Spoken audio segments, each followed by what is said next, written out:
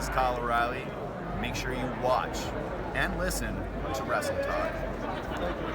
Support WrestleTalk! The WWE versus AEW war is heating up. I'm Oli Davis. This is Luke Owen. Welcome to the Saturday edition of the WrestleRamble, where we have your crap gimmicks, your mailbag questions coming up. But first, we're kicking off with not just one of the biggest discussion and overall stories of the year, but potentially of the wrestling industry for the last 2 decades. Certainly the last 2 decades. We have not had a proper, I'm going to use proper in air quotes there, wrestling war since WCW was purchased by I lived Gimmick through January 4th, 2010. I did How too, dare my friend, but I would hardly call that a proper war because I'm destroying the desk. What are you doing to the desk? Sorry, I don't know where Simon left this seat in such a state that it was making me destroy the desk as I was trying to get comfortable in it. Housemate Simon. Anyway, so yeah, this is a huge, huge deal. This is AEW next week. Next week we should hear May 15th. At 3 p.m. UK time, because it's 10 a.m. Eastern, the upfronts are going to be taking place, the media upfronts with Turner Broadcasting. So this is one of those things that everyone started talking about, and I've started reading upfronts this, upfronts that. I've never heard of upfronts before. I have heard of upfronts before, because it's where you find out what new shows are going to be. So this is where they say, we tried out these shows last year and we're picking up these things for a new season. It's for advertisers. So advertising or companies who want to advertise with Turner will go to this event and Turner will say, here are the shows we've got coming up this year. And then they will essentially just go around and start to shop around with the advertiser and be like, do you want to attach your product to this brand? Do you want to work out a sponsorship deal? Do you want to have advertising slots when this show is on the air? So it's a really corporate Comic-Con. Oh, a proper corporate Comic-Con. A previous job of mine was making apps for events like this. So I've used one like that. Yeah. So I'm au fait with this sort of thing. So this is the same thing, like all the big TV networks are having them next week. This cup is very unwieldy. Yeah, that's loose. So you've got, because I read that Fox are going to have like John Cena and maybe not Cena, but the Bella twins. Yes, because everyone's in the European tour. And Becky and even Ronda is going to be at these events. I like it's the way that WWE is like, oh well, I guess we're going to have to send these people to we can't send the actual people who are going to be on the show. We'll send John Cena, massive movie star John Cena, the Bella Twins in their quite successful reality TV show, and Ronda Rousey. 4 people who will not be featured on the show when it comes to October. So out of character for WWE as well, to promise you one thing and not deliver on it. Yeah. So this is the media upfront, and Turner are going to be presenting, at least according to the wrap, that AEW is going to be launching in October, either on a Tuesday or Wednesday, is what Dave Meltzer is speculating, but it's likely going to be between 8 and 10 p.m. So it's a prime time position, on either a Tuesday or Wednesday in October. Could be on TNT, could be on TBS. It's got to be Tuesday. Tuesday night Dynamite is one of the trademarks that AEW issued last year. It's such a good name. And it works out quite nicely because SmackDown is moving off Tuesday nights in October when it moves to Fridays, which you and I still have not worked out what's going to happen. Well, AEW will hopefully not just save the wrestling industry, but our social lives too.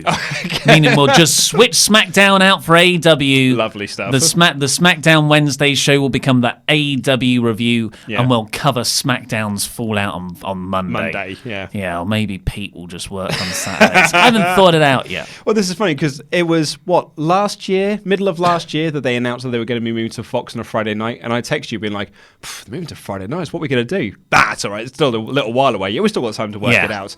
I have not had one discussion. Let's kick that into the long grass for as long as we possibly can. But yeah, this is one side of this war, and really, if you're WWE, you want to start this war in a very strategically strong position, and I guess they kind of are in terms of deals that are already in place. Fox have already committed $1 billion over 5 years for SmackDown to move to them from October. That's a lot of money. And that ends in 2024. That's a long time to be safe. I think the USA deal is 3 years, which is also for a lot of money to keep Raw. So their foreseeable future domestically in the US is very safe. Apparently, they've got a very big India deal around the corner as well. But you've got the viewership has suffered historic lows for both shows, like SmackDown since the brand split and Raw for the entire history of that program. Both of them record low ratings. So you're now going into this battle with AEW potentially in October, where you're not going in there with a consistent 3 million or even 2.5 million viewers on average. You're going down there with something closer to 2 million, which is so much easier to beat. Yeah, it's so funny. We didn't mention this at our live show, but we were talking about the David Arquette title win on Thunder. That drew a 2.5 rating, which at the time was seen as an absolute disaster. Catastrophic. And it was catastrophically low. And that now, a 2.5 rating would actually seem like that's quite a win. That's a big jump. Well, that 2.5 isn't 2.5 million either. 2.5 rating is the percentage share of all the people watching. So a 2.5 rating then was probably like 3.5 million. Yeah. And that's what Raw was getting consistently 3 years ago. Yeah. I'm sorry we keep getting bogged down in the numbers, but I personally find them fascinating. Also, it's what TV networks look for. Like, TV networks want ratings. That's why they're TV networks. If you don't have TV ratings, then you can't get advertisers to jump on your shows. Therefore, you don't make any money, and it's a business. Yeah. So while to a wrestling fan, the numbers and the ratings might not seem that interesting, to the sort of granular business side of things, they're very, very key and very, very vital. Even in 2019, where there are streaming services, there's catch-up on demand, there's YouTube and things like that, TV audiences numbers are still very, very important. And they're the best. TV is still the best way to reach a wide audience, because the way streaming services and algorithms work is that they send you further and further down your niche rabbit hole. So you're not as likely to be introduced to something new online. You're more likely to like the stuff you already like more. Whereas TV, because someone's scheduled out a schedule, and going, watch this now, watch this. You're like, I'll just stick around and see what's on at 7. Yeah. I quite like Farscape. Farscape is now one of my favourite shows of all time. Yes. That's your story. childhood in a nutshell. That's how I found Buffy. So I think it is a very, very exciting time to be a wrestling fan. Really, really exciting. We on Friday posted up on the WrestleRamble podcast feed a series of interviews that we conducted over the Progress Super Strong Style 16 weekend. We spoke to the likes of Jordan Grace and Walter and Trent Seven, Jimmy Havoc and Darby Allin, and Mark and Vicky Haskins, and you're like, okay, that's Impact's Jordan Grace. That's NXT UK's Walter and Trent Seven. That's Ring of Honor's Mark and Vicky Haskins. And it's AEW's Jimmy Havoc and Darby Allin. And it's fascinating to listen to that, because each of those interviews talks about those businesses and the relationship between those businesses and what going to AEW means and what going to WWE means, what sticking with Impact means. David Starr, what staying on the independent scene means to him. And I'm listening to this, I'm like, what a fascinating time to be a wrestling fan. What's so interesting. It must be, I'm really curious to see how it all transpires. And if we really do get, because we were kids in the 90s, and even if you were as sort of smart fan in the 90s, you wouldn't have had the sort of online forum. There were no podcasts. Yeah. There was no Twitter. And the Observer newsletter was still very much a sort printed. of niche. Yeah, it was a physical copy you got through the post. I think it was physical until about 2005. Yeah, Dave probably still thinks it is. And he actually does still do printed versions of it. Yeah, So, they have the adverts. because he has subscribers that don't want to read it online and they want to have their physical copies That of makes it. perfect sense. But He's been doing it since the 70s. So they always, I've always wondered what it would be like to live through, this is one of my geeky things that I like to imagine, live through Victorian Britain in the Industrial Revolution and just see these communities go from, we farm a lot, to all the industry. Chuck a kid in that machine. Well, another way to look at this as well is that you and I do not have any children. But when we do have children, then we will be able to say, I went to go see Endgame at the cinema. Yeah. I was there to see Endgame at the cinema. And that, it seems such trivial stuff now because it's still in cinemas. But in 10 years' time, that's going to feel like a really big deal that you were there to get, like on opening day, you were there to see the biggest movie of all time. It's going to, it's like I was there to see Star Wars the first day. It's a similar thing. Yeah. Sorry, now I didn't finish my thing. Oh, I do apologise. And now it just sounds like out of context. Chuck a kid in a machine. Why is Ollie talking about the Industrial Revolution? That's what you wanted to see, was the kids thrown into the machines. No, but now, it's like we can experience the Monday Night Wars, not to that full extent, but all the sort of political warfare and company fighting. We can live through that and enjoy it. It's just very exciting from a salacious backstage. Imagine all the stories that have already happened. Dean Ambrose just was like, "Nah, I'm done, mate." Luke Harper requesting to leave, and him being essentially sort of screwed by the company, being like, you were injured for 6 months last year, so we're adding those 6 months. You see in The Observer what Meltzer said about this. Harper again approached Vince McMahon to ask for his release and being like, look, if you're not going to book me, why are you keeping me around? Vince just said, go to talk to Triple H about it. And Triple H won't return his calls. And so he's essentially stuck there. And they've just said, like, he's got no more bookings. He's not going to be used. He's essentially stuck there until April 2020. God, and even, I don't know how the contracts work. Can they just freeze that? Because they're not using them? They did with Rey Mysterio and they did with Pac for a while. Yeah. You got Sasha Banks in a similar situation where reportedly she wants out. I think PW Insider said it's Money in the Bank is it. Like, that is the deadline. If she's not on the European tour. She was advertised for it. She was also advertised to do a commercial shoot for WWE 2K20 and apparently hasn't filmed that yet. So... yeah, it's fun. A lot of salacious stuff going on. But while WWE have these domestic deals very strongly in place, I didn't know this until I read this week's newsletter. WWE's biggest secondary market for pay-per-views, or second biggest, some might say. Yeah, second biggest market. Biggest second market. Biggest second market for pay-per-views, at least. Maybe not for television. Is the UK. Yay! And I think I knew this, but I never really appreciated it because when I hear the US, I just also assume Canada's part of that. So I just thought Canada, like if you were to separate those out, Canada would be the next biggest buyer of pay-per-views. I would have assumed Canada was much bigger. Incorrect. Canada is behind the UK traditionally overall for pay-per-view buys, which is insane because over here they start at midnight or 1 a.m. Yeah. Granted, they're much cheaper. They're like 15 quid as opposed to $60. Yeah, so $25 as opposed to $60. But yeah, that's so. WWE's Sky deal, which is the network that broadcasts it over in the UK, is running out this year. And, there are a lot of issues stemming back to the launch of the network. When Sky had a deal for all of the pay-per-views to air, some would be in their pay-per-view service, others would be not free to air, but at least on their bought cable channel. But then the WWE were like, yeah, we're going to release the network though, and they were just going to release make the network live. That's why we didn't get it in the UK for like a year. Yeah, or something like maybe that. 18 months because Sky kept on going, no, we've bought those shows. You can't do that. Quite rightly from Sky's perspective. Yeah, I mean, I'm no fan of Sky, but they had signed this new deal with WWE like weeks before they announced the network. So it really felt like, hey, let's quickly get this deal signed because then we can announce the network and really screw over Sky because we've got their money now. We've got their money, but also we're going to get our own money over here. That is so carny. And that's what worries me about WWE is that sure, they're fine now. Sure, they're fine in 2019. But these deals, the decision to go 3 hours rather than 2, you didn't have to take that deal. Sure, it was a lot of money. So much more money. But what's to me, I would rather have a large fan base and not chase off the audience with this extra hour of content that fatigues them every week. Well, that's the key to it. Yeah, I think some people do forget that the third hour was not a WWE decision. It was a USA Network decision. They said, we want another hour of this show.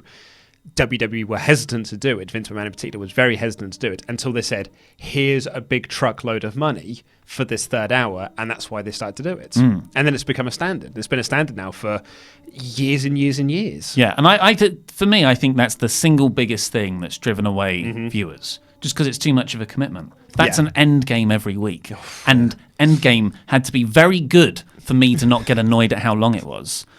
And WWE is nowhere close to being that good on a weekly basis. Yeah. Sure, Firefly Funhouse is. Yes. Firefly Funhouse was better than all of the MCU combined. You reckon? It was better than Doctor Strange. I think that's a non-controversial statement. But you were going to make a point about Yes. us being the second biggest pay-per-view. So the UK really is an important market in terms of the wrestling industry as a whole, and especially for, well, I suppose for English language wrestling promotions, because Mexico has got tremendous business with AAA and CMLL. New Japan likewise with New Japan. New Japan likewise with New Japan. Japan likewise with New Japan. Oh, did I say New Japan twice? You're I'm like tired today. Oh, actually, I shouldn't be too harsh because we are very tired. Like, I'm falling apart today. And there's a lot of facts to keep track of. So, but like what you've got is WWE's UK foothold weakening with Sky. I mean, I don't know what's going to go on there. It's very interesting. But now you've got ITV, which are the second biggest channel, really, sometimes joint biggest channel in the UK, making this deal with All Elite Wrestling, which was announced on Wednesday. They're going to air that on their pay-per-view service. Yeah. With the pre-show going on ITV4. And I was just like, we even said it when we heard about it. ITV4, that's their fourth biggest channel. Because, surprise, surprise, you've got ITV2. Yep. Then you've got ITV B. Not 3, B. Shows all their like reality show nonsense. B and E, not. Yeah, not if you want to be like, if you want to watch The Only Way Is Essex or I don't know, Celebrity Love Island. There you go. All those great shows. But ITV4 is like a male skewed show where they just play sort of like UEFA. Champions League. Maybe not Champions League, the one, but the Europa League, Europa I League, think they yeah. have, and just action movies and car shows, and blokey bloke stuff. And now they're going to have the pre-show to Double or Nothing, which is in 3 Saturdays time, so 2 weeks from now, which I'm so excited about. It's crazy. I keep reading that card, and it's too long. It's it's looking to be a 5-hour show with the pre-show. Yeah. But yeah, so that is a bad for me. But yeah, I'm bloody excited for it. Very, very excited. But I suppose it's a case of the next couple of shows that they're doing, like Fighter Fest and the one in Jacksonville, Fight for the Fallen. Those are more like those are house shows. So those are going to be for smaller audiences. They might not be broadcast on pay-per-view. They might just be, or might be broadcast somewhere else. And they will be shorter shows. So maybe it was just like this 5-hour thing is just for. Because it's a big debut show. How long was All In? Was that 3 hours? Well, it was long. I think it was about 4 hours too. Yeah, so maybe they're just going to they save this for like your big shows, and then your smaller shows will just be what you'd expect for a standard pay-per-view length. The Young Bucks will still probably have their time cut. Oh, bless nice them. One, Marty. Maybe that's why he's still with the Ring of Honor. But yeah, so we hear ITV4, and I think both of us were like, ITV4. Although it's huge news. But ITV4 is between the 12th and 18th most watched channels in the UK. I didn't appreciate this. And it has a far, far larger viewership than Sky, which is where WWE is broadcast on. Yeah, massive. Because one is behind a paywall. Yeah. And I never, Sky profile-wise, I would argue, Sky Sports is a much bigger profile than ITV4, especially for live sports. So here are some numbers.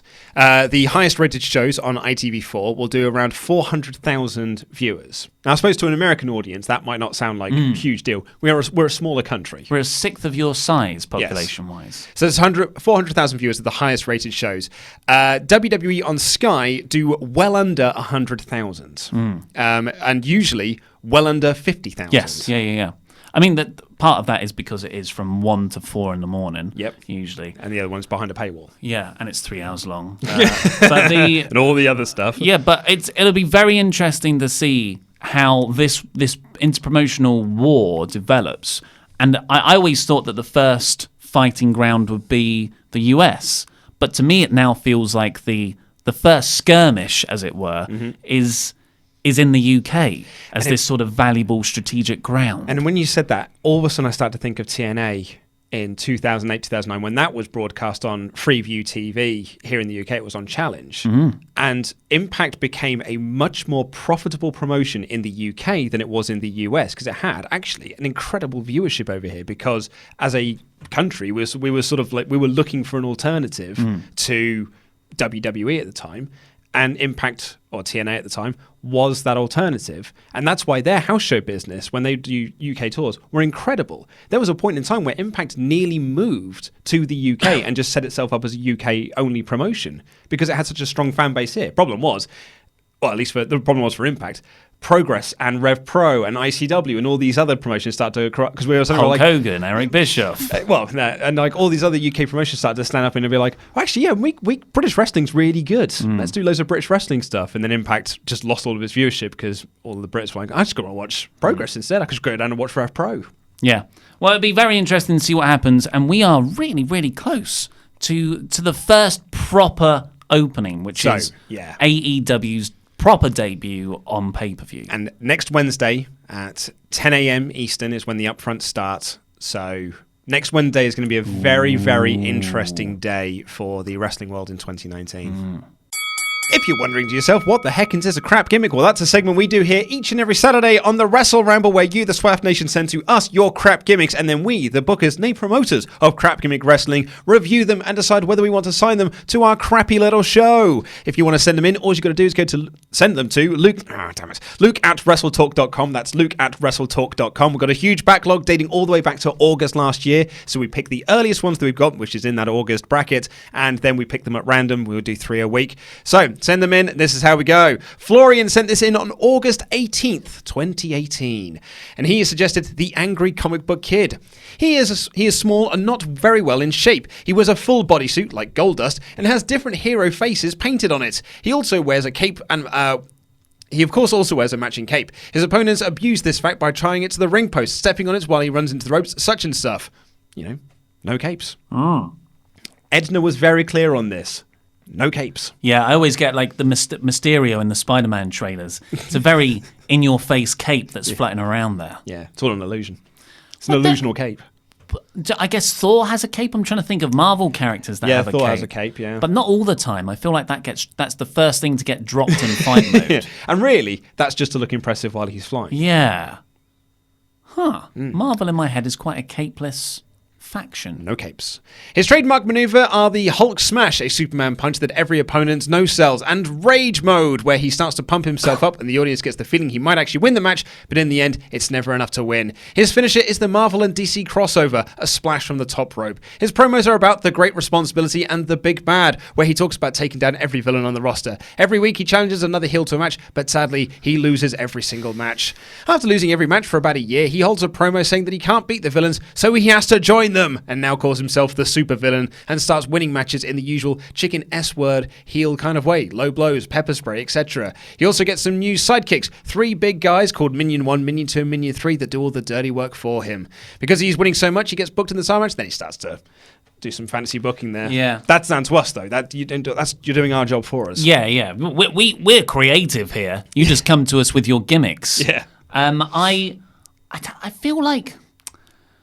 You see, the Angry Comic Book Kid and the idea of a kid dressing up as a different... First of all, I don't really like I've gone off the gimmicks where it's, hey, this is my gimmick.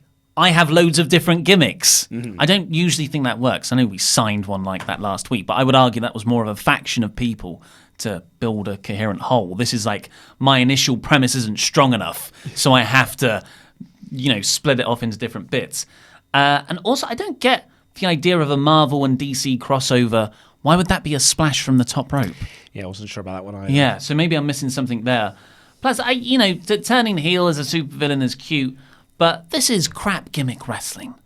If you want to be a crap wrestler for most of the time, this is how I see it going. Maybe drop the whole Angry Comic Book Kid and just call him Comic Book Kid.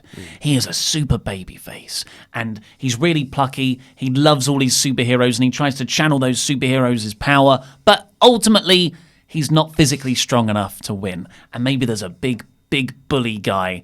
Call him... Smash Smash Man. Smash Flompson. Smash Flompson, who's always dicking on him. And then one time they're in the ring, Smash Flompson's beating up Comic Book Kid. Comic Book Kid is like, babyface in peril. Everyone's just willing him to get to his feet. And he powers up and he punches Smash Flompson. And it's actually a Superman punch. It's like the George McFly moment in Back to the Future. And he is a superhero. He actually is a superhero all along.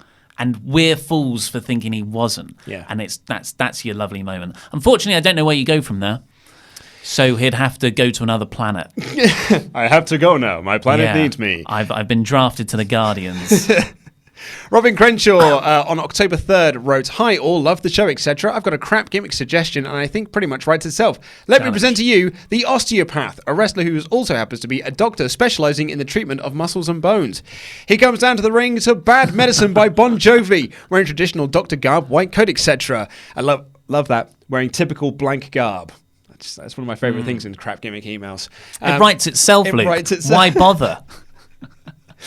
No need for a stethoscope or anything. This guy is strictly about the muscles. He himself is extremely muscular and chiseled, and his promos would point to each of his muscles and joints and laboriously describes the purpose of them, preaching the importance of caring for your joints and taking supplements, cod liver oil, etc. Naturally a heel, he would have a strong submission move and concentrate on joint manipulation, claiming that he has all the benefit of his opponents and would be writhing around in agony. Other moves that the Osteopath would pull out includes the Muscle Buster, Backstabber, and Backbreaker. Hope you like my submission. Pun 100% intended. I like this. Bad Medicine, Dr. Garb. I don't know. Osteopaths are quite different in my mind. They're not like they don't give you medicine usually. They give you posturally corrective exercises. That's why I think if he does have a finisher, it should be called the PA, the posture adjustment. Oh, right. And maybe if you a lot of back cracks, drop in the backbreakers, torture rack, absolutely. Those styles of move. And while he's doing it, screaming, "I'm trying to help." Yeah. This is for your own good. And lastly, Zachary Linder sent in on April 5th. I had the idea of submitting a wrestler like this a while ago, but didn't. So I'm just going to throw this into the ether and see what happens. Fun story. General Eric Guy is a young wrestler. We are tired today. I'm being catty. This is like the Saturday shows of old. Remember when we used to record them the very last thing on a Friday and we just completely given up on the week? Well, sometimes that's fun. It's there. Just feel a bit genuinely tired. In my defense, I did try and perk Ollie up by giving him a gummy bear before he came in. It was a vegan gummy bear. It was a lie. General Eric Guy is a young wrestler with aspirations to be like the great wrestlers of yore. He wears black trunks and knee pads and often accessorizes them with his own merch or items the fans have given to him. Because he's always loved the way babyfaces would pander to the crowd, he always gives his merch on the way to the ring, and sometimes fans then give him gifts that he wears during the matches. Despite his wild imaginations and dreams, Gen Eric Guy is not a very good wrestler, often acting in enhancement talent, and he said enchantment then, enhancement talents while being a crowd favorite whenever he gets featured. He can do the grabs, but Eric often has to depend upon his opponent to carry him through most matches. His finisher, when he is yet to pull it off, is a delayed vertical suplex he calls the suspension of disbelief. It should be noted, General Eric Guy is a blow-up sex doll with basic ring gear, short brown hair, that the bookers threw into the crowd to make it look on his way to the ring and almost won his first match, but endearing desires and raucous fans in attendance give him a sentience and will to completely changed here now. That took a left turn. Totally left turn. I'd have started with this. This was an improved version of my original idea. What was the original idea? Apparently, it was the child of Vince McMahon named Hugh. Hope you like it and hope it's proper crap. Cheers. I mean, it is proper crap. I don't think it's our style of crap. So yeah, it's just generic guy. Oh, but and you get quite a way through that. I was like, yeah, it's not bad. I think we've got quite a lot of wrestlers where the joke is they're just not that good. So we're kind of full there on the roster. But then to swerve and say, oh, by the way, it's a sex doll, and all of the stuff is just the crowd willing him to be real. I feel like that needs to be set up. Yeah. And you need to make us believe in that first. Yeah, I was going to say, that's not a swerve. That's just changing your mind. Yeah. So I'm not really sold on any, unfortunately, this week. No, I'm not feeling it. Sorry, guys. But if you want to send something into the mailbag, all you got to do is become one of our pledge hammers on Patreon and leave a comment in the community tab called Mailbag. Don't email them to me. I just will lose them. I'm not very good at this. I'm very bunged up at the moment. That's why I had to do a second take of this. I really feel it in my nose at the moment. So I'm going to try. I'm trying to read the best I can. Chris Jenkins, are you guys planning on bringing the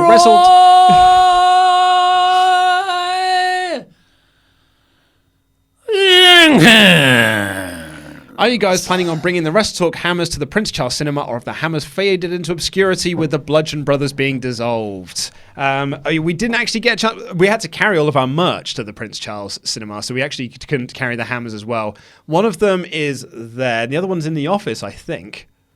Yeah, there it is.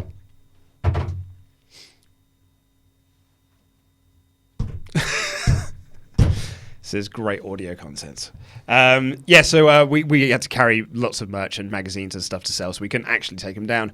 Razman's Reality asked, hi guys, I don't know how this would work with YouTube, perhaps patrons automatically becoming paid subscribers, but I was thinking that it would really beneficial if there was a way for patrons to be noticed better in the live streams and comments in general. It's not easy to support both there and in the super chat, just some food for thought. Yeah, I wish there was, unfortunately. We do have a plugin where we can see who, like the people who have commented on the YouTube videos. It says who's a Patreon. It says Patreon. Yeah, and we always try and reply to those when we do our, when the videos first go live.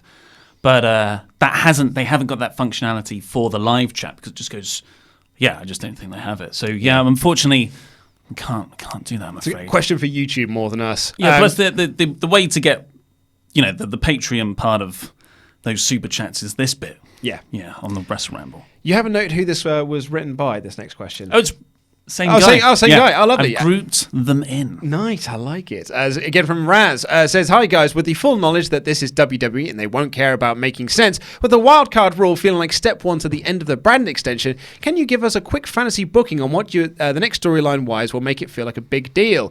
With your screening of Ready to Rumble this week, I was wondering what your favourite wrestling movie is. Mine is Fighting with My Family. Favorite wrestling movie, The Wrestler, I think is tremendous. Tremendous. It's just like an absolutely incredible film. Yeah. But the second is Walking Tall. Just a broken down old piece of meat. But you want Jake Saddle, lady?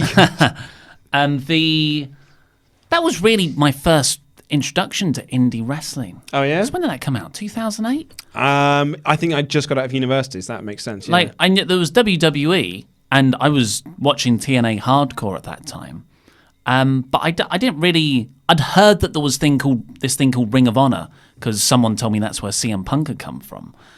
And I was like, sounds rubbish. But then, seeing the CZW stuff, and wasn't the final scene filmed in front of a Ring of Honor audience? It is, yeah. So that was actually With Ernest the Cat Miller. Yeah. But in terms of fantasy booking, just off the top of my head, I'm going to do it retroactively to make it better, which is where you keep the brands distinctively separate for a very long time. And then, because that's what I think the wild card rule is actually, it needs a lot of work to say what the actual rules are, but it's actually quite a good idea if you're having falling ratings.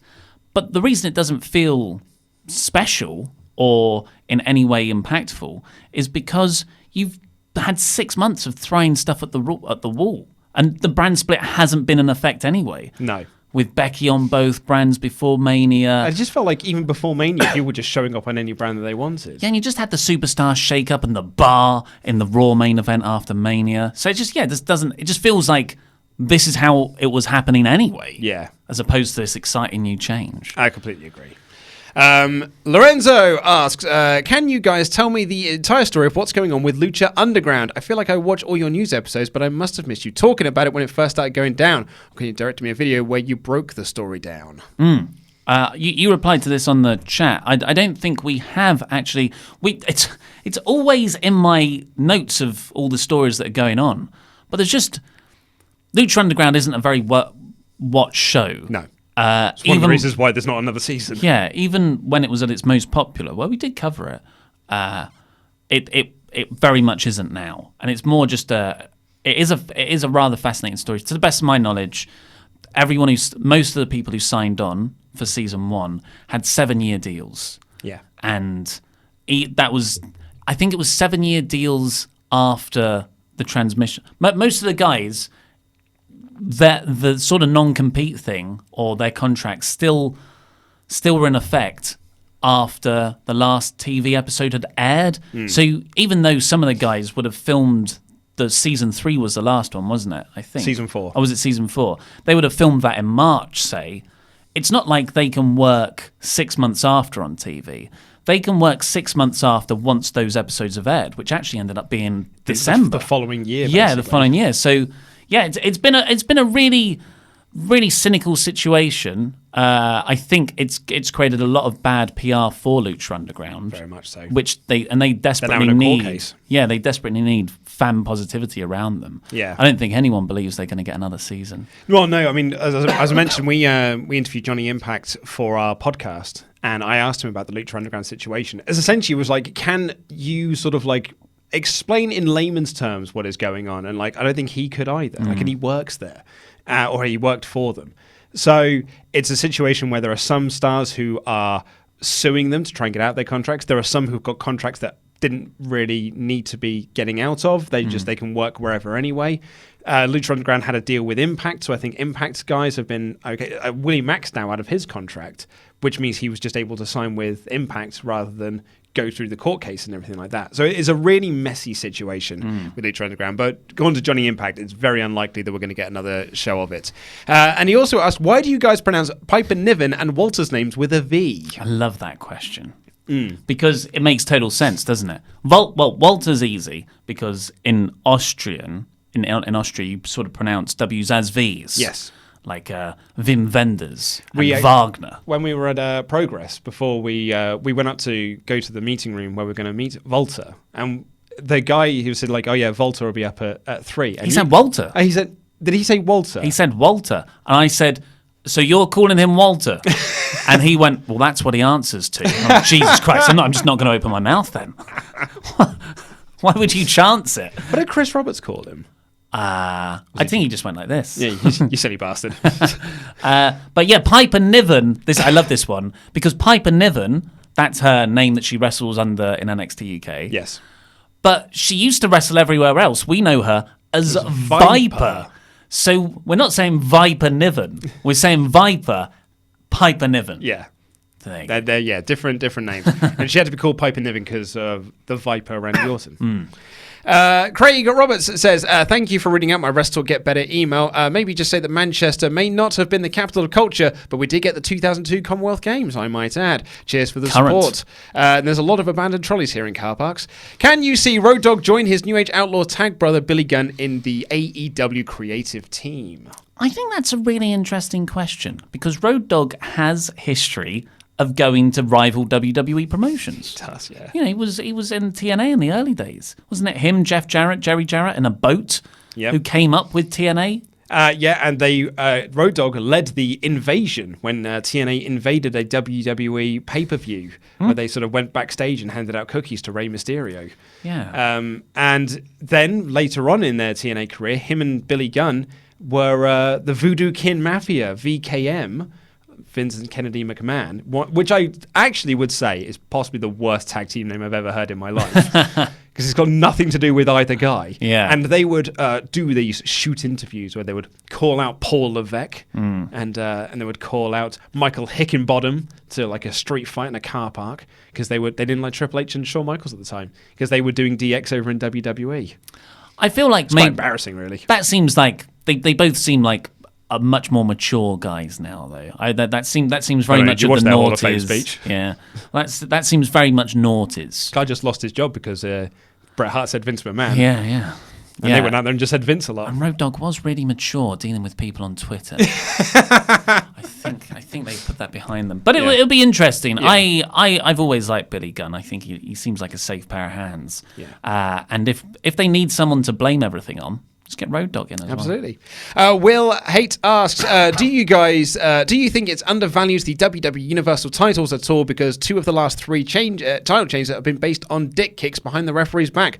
Brian over AJ, Seth over Brock. Just wanted to see what you guys thought. Keep up the consistency. Thumbs up. Love you guys except Randy. No to Brian. I think that's a huge part of it because he was a babyface who turned heel. Yeah. Perfect. And he did that because he thought he was justified, because he thought he was saving the planet. No problems. Massive problems with Seth. Yeah. You're a babyface. Don't sink to the guy's level. Win clean. Even if he jumped you at the start of the match and all this stuff. Just win clean. My favourite moments, and I had many, from Ready to Rumble when we at the Prince Charles, was spoilers for the end of the movie when the babyface Jimmy King low blows Diamond Dallas Page so that he can win, and you went, oh. Like, threw your hands up in the air. It's like, even in 2000, this was a problem. That was facetious of me. That was a different time where everyone was allowed to punch people in the dick. Yeah. That was like a hip toss back then. Also, I think bull shots in that movie, if you took out all the bull shots, it would only be half an hour. Well, the credits are just people getting hit in the dick. Yeah. Andrew Bayliss says, hi guys, being a long-time follower of the channel, I remember some time ago Ollie mentioned that he watches and or plays snooker. As a snooker fan myself, I thought I'd try and get into the old wrestling related question, and I finally think I have one. While watching the World Snooker Championships the last couple of weeks, I had a thought. At big snooker events, the live audience have the option of an earpiece to hear the commentary. My question is, would a similar scheme add anything to the experience of a wrestling show? Not necessarily WWE shows, as I don't see anyone choosing to hear Michael Cole's voice, but maybe good for the benefit of those who might not be familiar with the promotion. Yeah, it's an interesting idea, this. I mean, snooker commentary is one of my favourite things in the world. Just as because it's just two old guys talking about angles. And they're just like, well, he could go here. And then one of them makes a little joke and they go, and it's so, like some people like the sound of golf or cricket. Just that. Yeah. Oh, I love that sound. Yeah. Like my summer days were background snooker commentary. I just love it. But yeah, one of the reasons that works is because it's so quiet and it's not really a high octane game. Yeah. It's, one shot. Walk around for 90 seconds. One shot. So there's a lot of space. And yeah, all the crowd really have earpieces in. I've never had the pleasure to go to the Crucible or anything, but I would definitely have an earpiece in to listen along with the commentary. And sometimes they'll make a joke and you'll hear the audience go along with them. And I'm there at home going, but this is... Angles. So it would work for a New Japan crowd who are traditionally very quiet. I like the idea of, because there's so much that from good commentary, that can add so much to the match. Well, because when we went to Progress on Sunday, if they had someone telling me, or the commentary going, oh, he's trying to maneuver around for this bit and getting this hold, that could be really dangerous, or picking up on stuff I can't necessarily see. I didn't see that Trent Seven had the ropes for the pin. That was a huge part of the finish. But yeah, the commentary would have pointed that out to me. I think so. I'm actually quite for that. I think it's a good idea. And yeah, it doesn't get rid of the social aspect of watching wrestling because you can just go, hey, what do you say? Like a silent disco almost. Yeah, you just take it off and talk to people. You just take it out and all go. I just think back to NXT UK where we didn't need earpieces because we could hear Mauro Ranallo doing the commentary from the other side of the Royal Albert Hall. Brilliant. That was excellent. Yeah, the key to it is it has to be very good commentary. Yes, absolutely. Actually, we usually hear it at Rev Pro as well because we usually stood right by Andy Quilden doing commentary. That guy who wants to support says, I've said before and I'll say it again that Vince's character isn't crazy. He's just a lazy plot device. So that isn't a question, but I included it because that's a really good way of summing him up. Oh, yeah. He's just a plot device that with no explanation. I thought that really hit the nail on the head. Nice. Good work. Going back to the commentary, for Rev Pro, I distinctly remember hearing Quilden's commentary talking about working a body part over and thinking in my drunken state, he is working over the body part. And that made me more invested in the match because now I was watching that story being told as well. Yeah. So yeah, it does work. Yeah. It does work. Rockstar Dougal says, question for Ollie. As a postman, I walk 10 miles a day and I would like to know if how much of amount of walking is enough to be classified as an exercise. So if you're not a podcast listener, Ollie Davis is on a vendetta at the moment against people who walk and are claiming that is exercise or saying correctly that it's exercise. And he is on this sort of mission. He's very much on this train that walking is just not exercise. Okay, so I think to re-clarify my position, anything that you do as part of your everyday life, walking to the station, doing a pull-up over a door, is an exercise. Everyday life. Yeah. So more the walking side. That is an exercise. I would struggle to say anything under an hour of continuous walking is an exercise. Okay, there you go. But 10 miles is a long way. Mm-hmm. And if you're on your feet all day... if you're on your feet all day, like I'm sure if you put a pedometer on someone on a shop floor, maybe they walk about 6-7 miles and they're always on their feet. Now, is that exercise, though? Or just doing their job. But they're getting exercise doing their job. I don't know. I think exercise is walking. I think exercise exercise is like I ride my bike to work. I don't count that as exercise. Well, I think that's good though. I think that's some good exercise for you. But then I'm like, I won't go to the gym today because I've already done my exercise. When really, the gym exercise is like 10 times more effective than this little bike thing. But at least you're doing something. Like I think that's your problem is that you've put exercise as a word up on a pedestal that you got to be like sweating profusely and you got to go to the gym in order to do that. Whereas actually exercise can be done anywhere around the country, anywhere around like your day-to-day life. I agree with you. My standards are higher for people's physical well-being. So yes, let's move on. Dwayne says, Happy Saturday, WrestleTalk, Screenstalker, and Swaff Nation. Last week, I pitched the idea of Daniel Bryan making a return at Money in the Bank, but becoming more unhinged and delusional over losing the WWE Championship. Since he returned this week, I have a different fantasy booking for you guys. What if Bryan targeted the WWE Championship for another month, wrapping up his program with Kofi at Stomping Ground, since Bryan doesn't like the Saudi Arabia shows, letting Heavy Machinery get an extended program as the tag champs for a bit, only for Bryan and Rowan to target the tag belts because of what Heavy Machinery stands for. I could state a little more of the fantasy booking, but I don't want it to go too long because you guys have a show to do. Keep up the great work, Dwayne. Yeah, well, this was obviously written prior to Tuesday night. But yeah, I really like what WWE have done. Love it. So I would say, I wouldn't want to maybe have the best I could see that wasn't the tag things now is maybe Bryan, Owens, and Kofi, or maybe a New Day versus a Bryan faction with Owens as part of the New Day. Yeah, so the only way it would have worked really if Owens didn't turn heel and you continued out and you believe that Owens is with Kofi more and more. Yeah. You see Owens' interview? No. And he said that, I think it was a mistake to turn me. I wouldn't have done it. Yeah. Oh, wow. But then, like, there was a little bit at the end of the interview where it says, but now, when I turned, I felt like I was wrong. It was the right moment. Like, you're just saying that. You're a smart guy. Luke on the Patreon says, I know Vince is a majority stockholder in WWE, but is there a way for the board to force him to give up creative control? I know they can't vote him out, but what if they threaten to get to load off their shares, which would drive the stock price down, costing Vince million? Now, it's highly unlikely, but a man can dream to a better WWE product at least until AEW arrives. Yeah, I don't know if that would work, and I don't think if they sell their stock. And Vince calls the bluff, then they're just out. Yeah.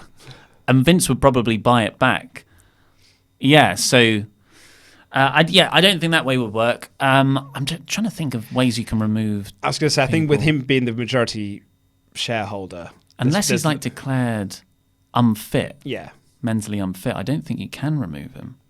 But, then there's going to be cases of where he can just do tests to prove that he is mentally fit to still run the company and still do this sort of thing. Just because you don't like the booking doesn't mean that you can vote him out. Unfortunately, we're stuck with it, Luke. But he does still have moments of genuine genius. Mm-hmm. Like the Kofi stuff is phenomenal at the moment, I think. Daniel Bryan and Rowan. So, yeah, I don't know what's going on.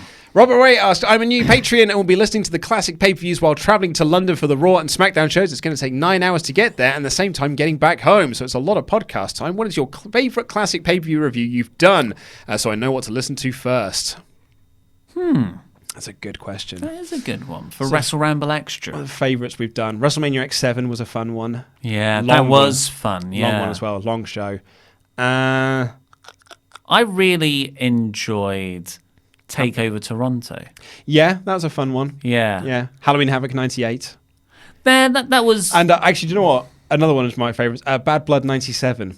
Because it is just a lot of bad Yeah. wrestling, and then an amazing main event. And there's a That lot main of event is incredible. So good. Shawn Michaels and The Undertaker, first ever Hell in a Cell. but that undercard is absolute tosh. Yeah. It's so bad.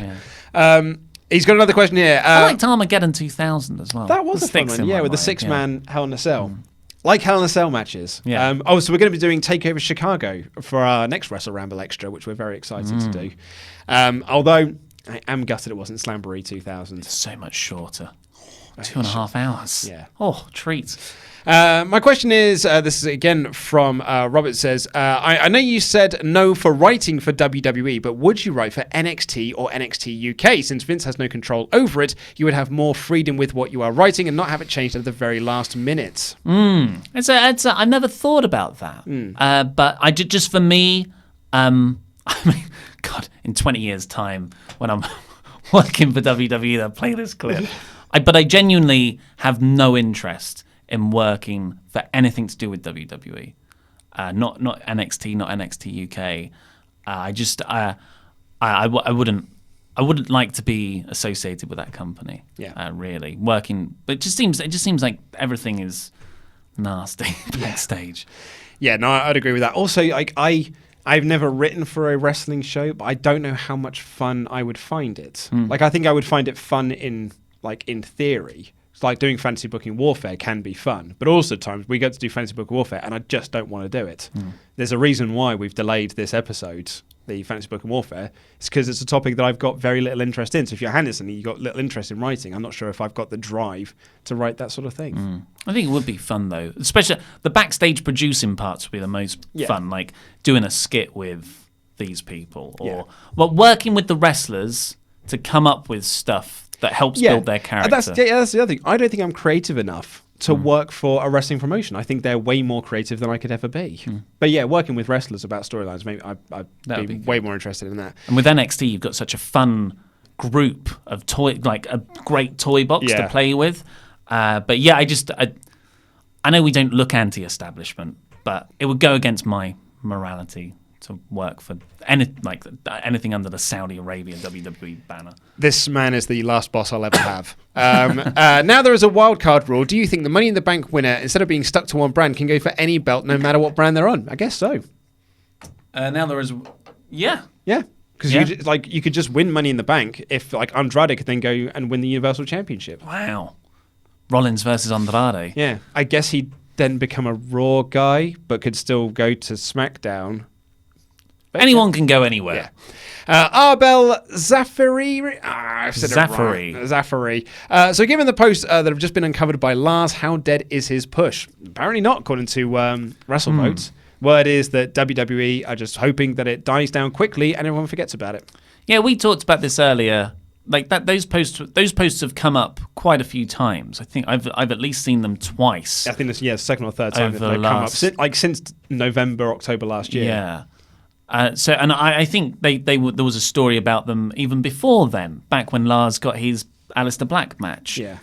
So they come up intermittently, and yeah, it's awful stuff he said, but like, it's the same as the James Gunn thing. Like, just me personally, I'm 3 different people from 10 years ago. Like the amount, and all of us have changed so much. Physically, you're a completely different person every 7 years. Every cell in your body has regenerated. There is no physical shred of you that's the same after a 7-year period. So you're at least 1.5 different people. And I bet Lars's turnover's a lot faster. He's a big guy. Yeah. So, yeah, and he put out an apology on Thursday that seems genuine. Yeah, to Wrestling Inc. He's already apologized for these posts before as well. And it's just like, yeah, I believe people can change. Yeah. And I'll give him the benefit of the doubt that he has, and I hope he has. Yeah, I hope he has as well. I hope it's not just a empty apology. I hope it's something that he does genuinely feel sorry for. And it is an actual apology, not the Hogan, sorry I got caught, brother apology. This was a genuine, I'm a different person now. I'm a completely different person than I was in 2008. I was an idiot back then. I mean, some might say I'm an idiot now, but I think I'm less of an idiot than I was then. I was a total tick then. I was at uni. I was in the 2nd year of uni. Yeah. I didn't know anything. Yeah, I didn't know diddly squat. Noah Trombley says, with the reports that WWE ratings are slowly declining week by week, along with loads of WWE talent wanting to leave, and the news that AEW are closer to getting a TV deal done, do you think that with these circumstances, AEW could possibly compete with WWE from their very first TV episode? That's exactly what we talked about earlier. Yeah. I think it's definitely possible. TBS, Turner, all these stations that AEW seem destined to go to. Yeah. Are they nationally available? Are they cable? I'm doing some Googling live on air. I don't really know how US television works, I'm afraid, sometimes. If AEW... So as of February 2015, TNT was available in about 95.3 million households. That's 81.9% of households with at least one television set in the US. And what about USA Network, where Raw is on? So it's 95.3 against... 116 million. Okay, so USA Network's a bigger network. I don't know what they'd be looking for, but I think 1 million viewers for episode 1 would be a success. Yeah, that's what Impact were drawing when Yeah. they were on Spike, and that was seen as a great success for them. That's just off the top of my head. But if Raw's getting 1.75 million by then, yeah, you're right. There's not much distance to make up there. Yeah, I was just trying to see if there's a way to find out what the sort of average TV viewership is for TNT, but I can't find anything off the bat. But yeah, maybe if people can let us know in the comments, that'd be really, really helpful. Let's have another question. This one comes in from Owen.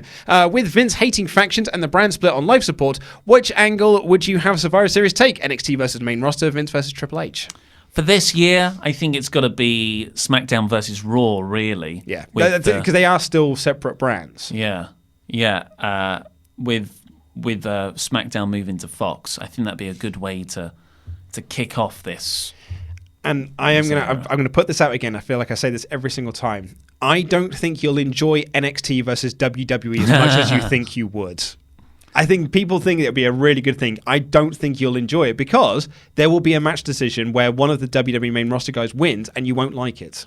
And let's be honest, overall, the main roster's going to win. Like WWE will just win. Like it always has to. It'll be Raw versus SmackDown in 2018. Yeah. Nicholas Andrews says, I'm currently rewatching the 2005 period of WWE. You poor bastard. And just got to when the BWO returned just before ECW One Night Stand. My question is, what's your favourite joke faction of all time? Mine would have to be the Mexicals, as every time I think of the lawnmower, I can't not think of the great entrance of riding down the ramp on their ride on lawnmowers. Favourite comedy group? I mean, the Right to Censor counts? Because I suppose they were heels, yeah. but...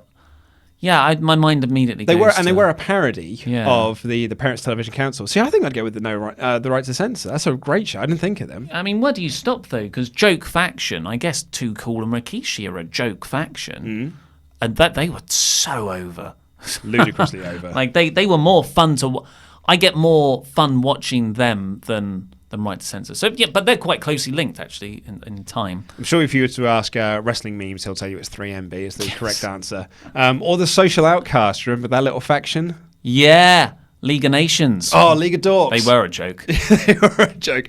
And lastly, from Martin Harmon, at Progress Super Strong Style 16, there was lots of anti-WWE rhetoric. Trevor Lee healing it up as he's signed to NXT. Jimmy Havoc taking a pop at Jim Smallman, saying that he won't book up-and-coming talent as they don't work for WWE. That was a joke, but still. And David Starr winning the whole thing and his independent message. It was the story of the weekend. What influence do you think WWE has on these promotions? And could it possibly be simply a talent sharing arrangement and the owners just work for WWE? Can't imagine that WWE would want to put these shows on the network, and this storyline appears to be going forward for the next few months or so. It is fascinating. Did you see the corporate announcement that multiple tiers are coming to the WWE network? I feel like that's been coming for a long time though. It's like, okay, so I was still decorating my house when they were doing, I was listening to the Observer Radio, then talking about like, tiered stuff this coming. Is like Michelle Wilson announcing it. Yeah, but like George Barros has said it on Investor Calls and stuff like that. So I just feel like it's one of those things that apparently keeps getting said. I think it will happen. I don't know if it happens this year, but it feels I'm at the point now with tiered pricing where I'm like, we've been talking about this for a long time now. There was a story this week where Tony Storm was meant to face Kaylee. Was it B Priestley? Sorry, yeah, B Priestley. It's in my news today. Yeah. Or in the news yesterday. and you say. You know more. So Stardom had booked B. Priestley versus Tony Storm for the World of Stardom Championship. But B. Priestley is an AEW talent. Tony Storm's with NXT UK, and WWE said no, not having the match because Tony Storm would have to lose. Bearing in mind this is a company that has said in interviews wins and losses don't matter in the modern day of wrestling. Apparently they do if the WWE person has to lose. Again, going back to that WWE NXT thing, wins and losses will matter on that day. So they had to cancel the match, and Stardom had to put out an apology saying we can't do this match for circumstances beyond our control, and they've had to change the lineup.